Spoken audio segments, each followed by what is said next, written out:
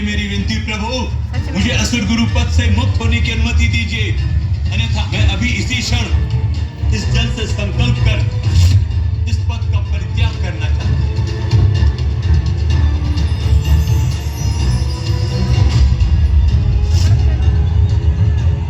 शुक्राचार्य, असुर गुरु के पद पर मैंने तुम्हें स्थापित किया था। तुम मुझसे विचार किए बिना उस पद का परित्याग करने का निर्णय कैसे लिया तुमने? विचार कैसा प्रभु? स्थिति स्पष्ट है, देवताओं को अमृत प्राप्त है, मेरे असुरों को क्या? वो तो कभी भी विजय का मुख नहीं देख पाएंगे। तो क्या लाभ है असुर गुरु होने का, जब उनकी मैं कोई सहायता ही नहीं कर सकता? उन्हें पराजित होते देखना ही मेरी नियति है। किंतु किसी भी परिस्थिति में पद का परित्याग करना कायरता है भृगुपुत्र। हाँ प्रभु, किंतु पद पर रहकर उसका दायित्व नहीं निभा पाना तो और भी पीड़ादायक होता है ना। इसलिए असुरों के साथ न्याय कर उन्हें भी अमृत प्रदान कीजिए, अन्यथा आप मुझे इस पद से मुक्त कीजिए प्रभु। शुक्राचार्य, मैं तुम्हें अमृत तो नहीं दे सकता, उचित है प्रभु, किंतु किसी के साथ अन्याय भी नहीं होने दे सकता। महादेव, असुरों और देवताओं के मध्य न्याय और अन्याय का भेद जिस उपाय से मिट सकता है आप अस्वीकार कर चुके हैं। मैं असुरों को अमृत नहीं दे सकता, किंतु देवताओं के साथ युद्ध करने के लिए अमृत तुल्य विद्या मृत संजीवनी प्रदान कर सकता।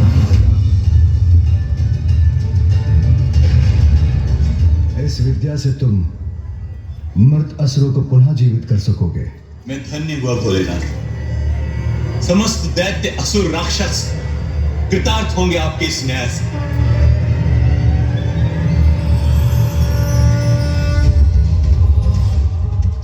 किंतु स्मरण रहे शुक्राचार्य, मृत संजीवनी विद्या का उपयोग मात्र धर्म और न्याय के लिए ही होना चाहिए।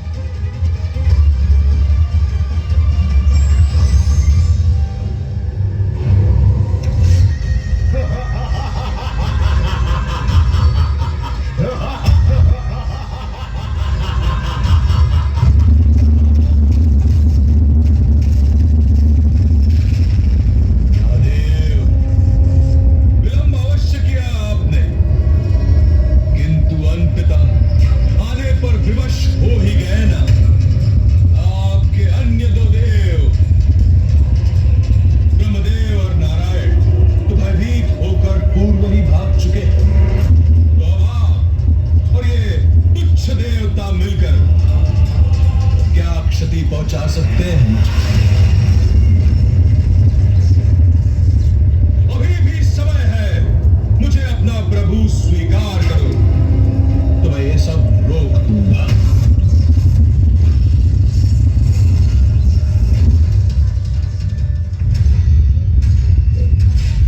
मैं महिष, सबका ईश। देवताओं, अब बहाऊंगा तुम्हारा रक्त, लूंगा प्रतिशोध।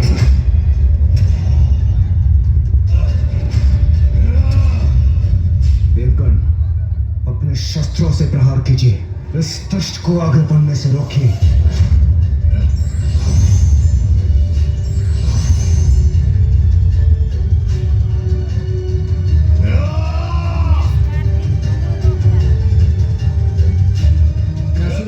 देश सैनिकों की ओर बढ़ने से रोकने के लिए मुझे कुछ करना होगा। राधा गणेश, मैं इन असुरों को रोकता हूं। जी भैया।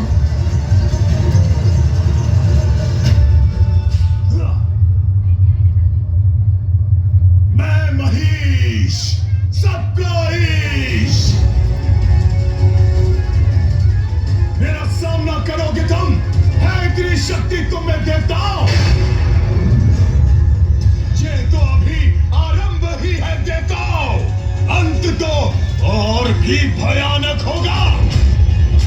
अधिक शक्तिशाली अवश्य होगे तुम, किंतु मेरी अग्नि शक्ति का सामना नहीं कर सकते तुम। यदि तुम अपनी रक्षा चाहते हो तो शीघ्र भाग जाओ यहाँ से।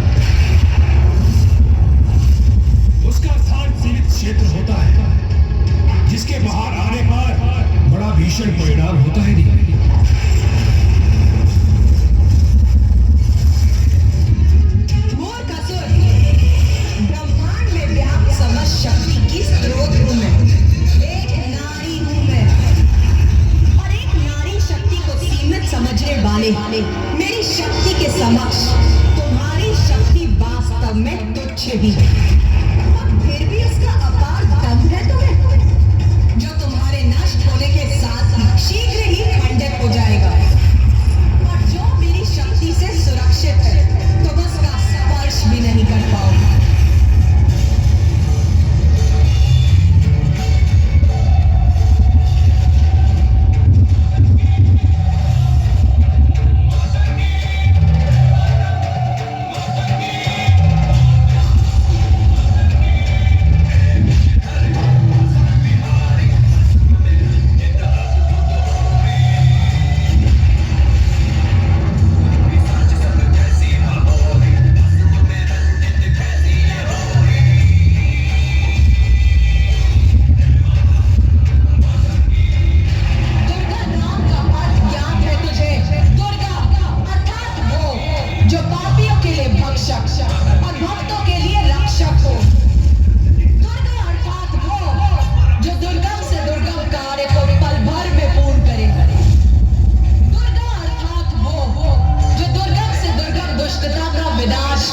शांति, समृद्धि और धर्म की सत्ता स्थापित करें। दुर्गा अर्थात वो जो पांचों ज्ञानेंद्रियों और पांचों कामेंद्रियों से उत्पन्न पाप विकारों के आभेद में फंसी आत्माओं को मुक्त कराए और आज इसकी आत्मा को पापमय जीवन से मुक्त करेगी। तो तुच्छ नारी पुकारता रहा ना जिसे, आज वही नारी तेरे अंत के उपरांत दुर्गा नाम से विख्यात होगी।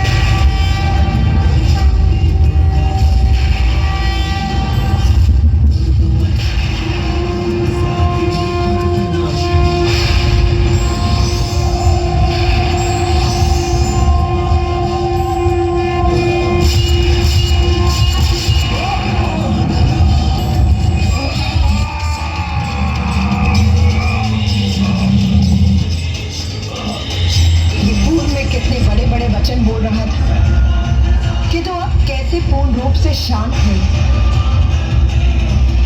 अर्थात अधर्म पथ पर चलने के लिए इसे प्रेरित करने वाले इसके प्रमुख अवगुण अहंकार का अब नाश हो चुका है। इसीलिए अब मेरे द्वारा इसका संहार होने पर इसे मोक्ष की प्राप्ति होगी।